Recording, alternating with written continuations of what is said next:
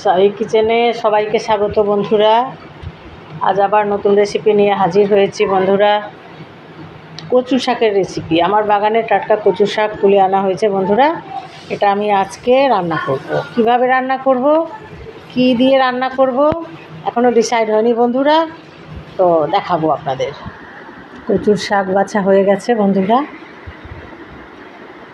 সুন্দরভাবে বেছে রাখলাম। এটা আবার রান্না করব। যত আবর্জনা সব ফেলে দিলাম বন্ধুরা বেছে, আর ভালো শাকগুলো এখানে তুলে নিয়েছি। এরপরে এটাকে রান্না করব। কিভাবে রান্না করা যায় তো বন্ধুরা, কচু শাক আমার ধোয়া হয়ে গেছে। প্রেশার কুকারে দিয়েছি, দিয়ে দিলাম স্বাদ মতো লবণ, হলুদ গুঁড়ো, লঙ্কা গুঁড়ো, কিছুটা পেঁয়াজ কুচি দিলাম বন্ধুরা, তার সাথে দিলাম কাঁচা লঙ্কা, তার সাথে দিলাম মটরের ডাল বন্ধুরা। মটর ডাল দিয়ে আর আমড়া দিয়ে আমি আজ তৈরি করব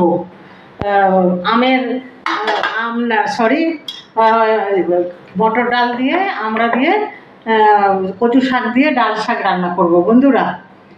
দিয়ে দিলাম বন্ধুরা আন্দাজ মতো আমড়া, একেবারে টাটকা আমড়া বন্ধুরা, খুব সুন্দর গ্রামের একটা ট্র্যাডিশনাল রান্না বন্ধুরা, খুব সুন্দর।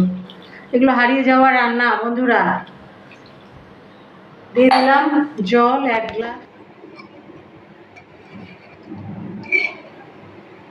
কচু শাক হয়ে গেছে বন্ধুরা সেদ্ধ, প্রেশার কুকারের মধ্যে আছে দেখুন। এরপরে ফোড়ন দেবো বন্ধুরা। সর্ষের তেল দেওয়া হয়েছে, দিয়ে দিলাম শুকনো লঙ্কা আর রসুন। তো বন্ধুরা তড়কা হয়ে গেছে, তড়কা আমি পুরোপুরি দিয়ে দিলাম সব বন্ধুরা।